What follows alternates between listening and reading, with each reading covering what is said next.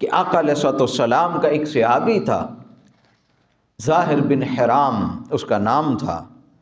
وہ گاؤں سے سبزیاں وغیرہ لاتا اور وہ مدینہ کے بازار میں بیچا کرتا تھا، اور اس کی شکل و صورت کو اتنی خوبصورت نہیں تھی تو کوئی شخص اس کے ساتھ گفتگو نہیں کرتا تھا، کوئی اس کے پاس نہیں بیٹھتا تھا،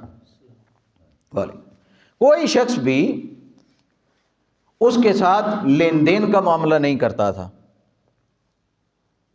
وہ بڑا پریشان اور بڑا دکھی ایک دن آقا علیہ السلام مدینہ المنورہ کے اس بازار میں تشریف لائے، اور آقا علیہ السلام نے اپنے اس صحابی ظاہر کو دیکھا۔ آقا علیہ السلام اس کے پیچھے سے آئے اور آقا علیہ السلام نے اپنے جو دست مبارک تھے ان کو ظاہر کی آنکھوں پر رکھ دیا، جیسے بچے کھیل کھیلتے ہیں، کسی کی آنکھوں کو ڈھانپ لیتے ہیں یا چھپا لیتے ہیں اور پوچھتے ہیں بتا میں کون ہوں۔ تو آقا علیہ السلام نے بھی وہ پیچھے سے تشریف لائے اور اس کی آنکھوں کے آگے اپنے ہاتھ رکھ دیے، اور آقا علیہ السلام فرمانے لگے کہ ظاہر بتاؤ میں کون ہوں۔ یا آقا علیہ السلام نے پوچھا ظاہر بتاؤ میں کون ہوں۔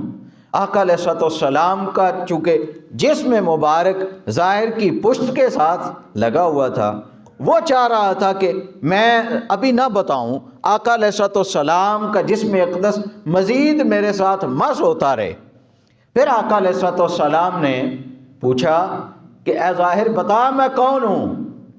پھر تیسری مرتبہ آقا علیہ السلام نے جب پوچھا کہ ظاہر میں کون ہوں، تو اس نے جوش محبت میں آقا علیہ السلام کے جسم مبارک کے ساتھ اپنی پشت کو ملنا اور مسلنا شروع کر دیا، اور آقا علیہ السلام سے عرض کرنے لگا یا رسول اللہ صلی اللہ علیہ وسلم، اتنا پیار، اتنی شفقت، اتنی محبت، اتنی انسیت یہ لوٹا دینے والا اور اتنی محبت سے نوازنے والا، یا رسول اللہ آپ کے سوا دنیا میں اللہ کی ذات نے بھیجا ہی کون ہے؟